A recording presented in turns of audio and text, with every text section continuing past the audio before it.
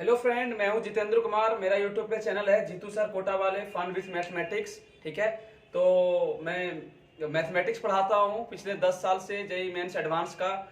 और मेरा मैथमेटिक्स का भी बुक है कैलकुलस बाय जितेंद्र कुमार, जो आप अमेजन पे सर्च करके खरीद सकते हो। ठीक है, तो चलिए सबसे पहले मैं वो स्टूडेंट के बारे में बात कर रहा हूँ, एक स्ट्रेटेजी बता रहा हूँ आप लोगों को।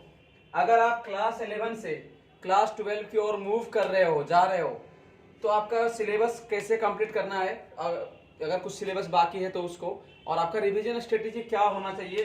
अगर आप क्लास 11 से क्लास 12 मूव कर रहे हो तो कैसे 11 वाले चैप्टर को आप रिवीजन में रख सकते हैं, ग्रिप में रख सकते हैं। तो पहले आप देखिए, पहले तो आपका जितना भी सिलेबस बाकी है क्लास 11 का सिलेबस, ठीक है, क्लास 11 का सिलेबस या तो ये फिनिश हो गया होगा या तो ये कंप्लीट हो गया होगा। ठीक है ना, अगर कंप्लीट हो गया है तो बहुत अच्छी बात है, और नहीं हुआ है तो इसको लास्ट डेडलाइन है कि मार्च तक हमको इसको कंप्लीट करना ही करना है। ठीक है, एनी हाउ आपको इसको मार्च तक कंप्लीट करना है, क्लास 11 का फुल सिलेबस। ठीक है ना, फुल सिलेबस। ठीक है, एकदम ये स्ट्रेटेजी बना लो कि क्लास 11 का फुल सिलेबस हमें कंप्लीट करना है। ठीक है ना, मार्च तक।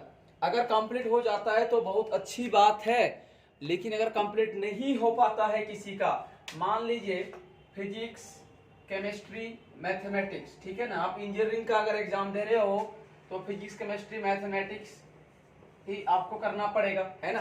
तो कोई भी मान लो कि कोई भी सब्जेक्ट में, मेरा मान लो कि कोई भी दो सब्जेक्ट कंप्लीट हो गया और किसी एक सब्जेक्ट में कुछ चैप्टर रह गया है। मान लो कि फिजिक्स में मेरा 5 चैप्टर रह गया है, या केमिस्ट्री में रह गया, या मैथ्स में रह गया, एनी हाउ किसी में मेरा 5 चैप्टर रह गया है। ठीक है ना, इसमें 5 चैप्टर बाकी है। ये हमारा 1 2 3 4 5, ये 5 चैप्टर मेरा ओवरऑल 5 चैप्टर है तीनों में। ठीक है ना, तो ओवरऑल या तो केवल फिजिक्स में या केमिस्ट्री में या मैथ्स में या तीनों में मिला के मेरा 5 चैप्टर बाकी है।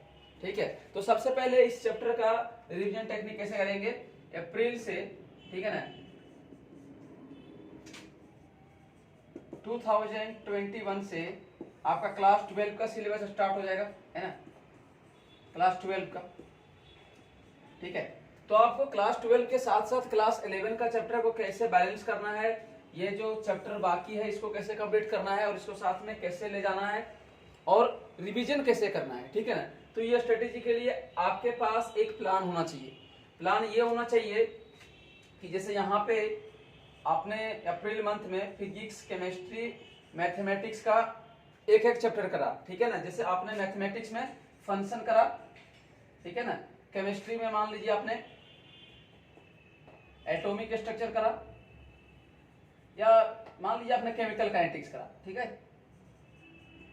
केमिकल काइनेटिक्स करा, कोई भी चैप्टर करा, और फिजिक्स में मान लीजिए आपने इलेक्ट्रोस्टैटिक्स करा। ठीक है ना, इलेक्ट्रोस्टैटिक्स वाला चैप्टर करा। ठीक है, तो हमें अप्रैल में मान लो ये चैप्टर करा है, अब यहां से क्या करना है, इस एक चैप्टर को उठाना है। ठीक है ना, और यहां पे हमने क्या किया है कि एक महीने में मेरा 3 चैप्टर मान लो कंप्लीट हो रहा है फिजिक्स, केमिस्ट्री, मैथ्स का। अब हमारा टोटल 5 चैप्टर पेंडिंग है। ठीक है ना, 5 चैप्टर पेंडिंग है फिजिक्स, केमिस्ट्री, मैथ्स का। तो अप्रैल महीने में हम यहां से एक चैप्टर को उठा के ये वाला कंप्लीट कर डालेंगे। ठीक है ना, इसके साथ। ठीक है, चलिए अब यही स्ट्रेटेजी करना है कि अगला मंथ में, जैसे मई मंथ में जो रनिंग चैप्टर है 12 का उसको तो कंप्लीट करना ही है। यहां से कोई भी चैप्टर को पेंडिंग नहीं होना देना है, ये ध्यान रखना है। ठीक है ना, यहां से कोई चैप्टर को पेंडिंग होने नहीं देना है। फिर ये 2 स्पीड को धीरे धीरे बढ़ा देना है कि ये 2 और ये 3 इसको मई में फिनिश कर लेना है। फिर जून मंथ में आ गया तो जून मंथ में ये 4 5 जो बचा हुआ है इसको जून मंथ में ले जाना है, कंप्लीट कर लेना है। ठीक है ना, वैसे तो मार्च तक ही कंप्लीट कर लेना बेटर होगा आप लोगों के लिए, लेकिन अगर नहीं कर पाते हो, मार्च तक किसी का बैकअप रह जाता है, तो उसके लिए ये स्ट्रेटेजी है। ठीक है, तो ऐसे जून तक हमारा क्लास 11 का भी सिलेबस कंप्लीट हो गया है और क्लास 12 का भी कुछ सिलेबस आगे हो चुका है। ठीक है, अब क्या होगा, अब जो 12 का हमने तो देख लिया कि जून के बाद से, जून से हमारा कोई भी चैप्टर पेंडिंग नहीं है, जून के बाद से कोई भी चैप्टर पेंडिंग नहीं है। तो उसके बाद क्या करना है, किस तरह का स्ट्रेटेजी रखना है। ठीक है सर, जून के बाद मेरा कोई भी चैप्टर पेंडिंग नहीं होना चाहिए। अगर आपका चैप्टर पेंडिंग है तो आप गलत डायरेक्शन की ओर जा रहे हो और जेईई एडवांस के एग्जाम से डेविएट हो रहे हो, ठीक है ना। तो सबसे पहला चीज है कि जून मंथ के बाद हमारा कोई भी चैप्टर पेंडिंग नहीं होना चाहिए, ठीक है। अब उसके बाद जून हो गया, जुलाई हो गया, अगस्त, ठीक है, सितंबर, अक्टूबर, नवंबर। एनी हाउ नवंबर तक आपको सिलेबस कंप्लीट कर लेना है। क्लास 12 का जो सिलेबस है, क्लास 12 का सिलेबस कंप्लीट करना है, कंप्लीट करना है, ठीक है ना। अब देखिए क्या करना है, कैसे करना है कि जून में जब हम पढ़ रहे हैं क्लास 11 का सिलेबस ऑलरेडी कंप्लीट है, सॉरी क्लास 12 का सिलेबस कंप्लीट करना है। कहां तक, कब तक, नवंबर मंथ तक, ठीक है। अब हम क्या करेंगे, जून मंथ में हमने क्लास 12 के सिलेबस के साथ साथ क्लास 11 का सिलेबस कैसे करना है। जून तक तो मेरा 11 भी कंप्लीट है, ठीक है ना, कोई बैकअप नहीं है, कोई बैकअप नहीं है, ठीक है।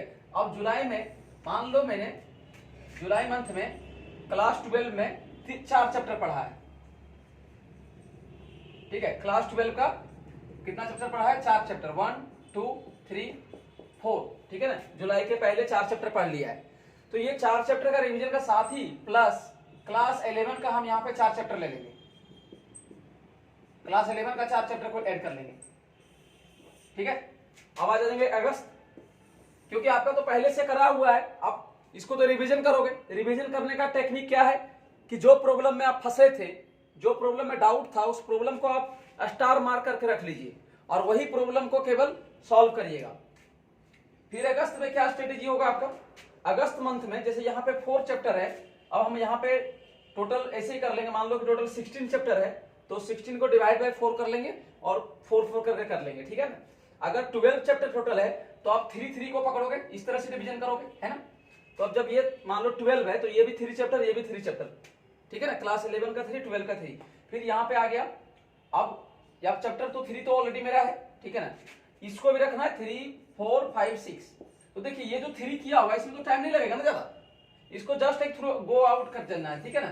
4 5 6 हो गया 12 का, ठीक है, और 11 का भी 1 2 3 4 5 6, ठीक है ना।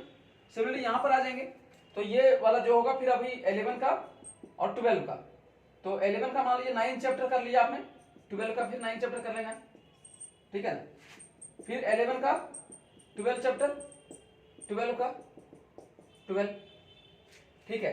एंड इसमें मान लीजिए 11 का 15 और 12 का 15, ठीक है ना। तो जो भी है नवंबर तक एनी हाउ आपको सिलेबस कंप्लीट कर लेना है,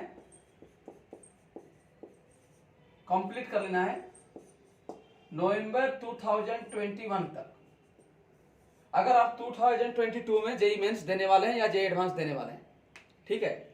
वीडियो थोड़ा बड़ा हो जा रहा है बट और कोई उपाय नहीं था, ठीक है ना। अब यहां पे कर रहे हैं कि जब ये कंप्लीट आप कर लेंगे तो इसके बाद क्या करना पड़ेगा आपको, ये बता रहा हूं, ठीक है, कि एग्जाम में फाइनली क्या करना पड़ेगा, एग्जाम के लिए फाइनली क्या करना पड़ेगा, ठीक है। तो नवंबर तक तो मेरा सिलेबस कंप्लीट हो गया। अब दिसंबर और जनवरी क्या करना है, फरवरी से तो एग्जाम ही हो जाता है, ठीक है ना। इस बार फरवरी में हुआ है, पिछला बार नेक्स्ट ईयर 2021 में शायद आपका जनवरी से जेईई मेंस एग्जाम हो जाए। तो दिसंबर में पूरा रिवीजन करना है, दिसंबर, क्योंकि हमारा सिलेबस भी कंप्लीट हो गया है और एक बार रिवीजन भी हो चुका है हमारे पास।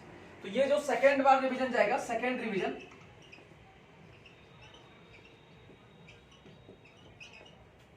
रिवीजन जो है वो हमें दिसंबर मंथ में करना है, ठीक है। सेकेंड रिवीजन क्लास 11 और 12 का फुल सिलेबस, ठीक है ना। और टेस्ट तो आपको देना है, रिवीजन करने का बेस्ट तरीका होता है टेस्ट, मंथली वाइज टेस्ट जो भी है आपका, जहां पर जो भी कोचिंग इंस्टीट्यूट जहां पर भी पढ़ रहे हो वहां पे जो मंथली वाइज टेस्ट है उसको आपको रेगुलर देना है। और टेस्ट के अलावा ये भी करना है, ठीक है, कि टेस्ट देते जाएंगे हर एक मंथ, उसके बाद फुल सिलेबस जब मेरा हो जाएगा तो फुल सिलेबस टेस्ट देना है। दिसंबर में आपको जैसे मान लो 30 दिन है तो एनटीए का भी टेस्ट चलता है, एनटीए का टेस्ट रेगुलर देना है और भी टेस्ट जितना भी है वो भी देना है। सैंपल पेपर सॉल्व करना है और अपने आप को चेक करना है कि हमारा स्कोर क्या हो रहा है, ठीक है। अच्छा, नेगेटिव मार्किंग कम करना है, मतलब अगर आप नेगेटिव कर रहे हो तो उसको रोकना है, ठीक है ना। जितना क्वेश्चन का आंसर हमें आता है उसे ही टिक करना है, जिसका नहीं आता है उसे टिक नहीं करना है, उसे सॉल्व नहीं करना है, ठीक है। तो इस तरीके से आप अगर करते हो तो जनवरी, ठीक है, जनवरी का एग्जाम जो होगा, फरवरी, ठीक है। पहले तो अभी तो इस बार हो गया है जनवरी, इस बार हो गया फरवरी, मार्च, अप्रैल, मई। हो सकता है कि नेक्स्ट ईयर से आपका 2 ही एग्जाम हो जाए जेईई मेंस में, एक जनवरी में और एक अप्रैल में, ठीक है ना। तो जनवरी और अप्रैल में, ठीक है, यहां पे कुछ लोग ज्यादा अच्छा स्कोर कर लेंगे, ज्यादा अच्छा परसेंटाइल उठा लेंगे, क्योंकि बोर्ड का भी तो प्रेशर नहीं है उतना भी, ठीक है ना। जनवरी में क्या होता है, बोर्ड का भी उतना प्रेशर नहीं होता है, ठीक है ना। तो कुछ लोग यहाँ पे अच्छा कर लेते हैं, कुछ लोग यहाँ पर भी अच्छा कर लेते हैं, ठीक है ना। तो आई होप आपको ये समझ में आया होगा गाइस।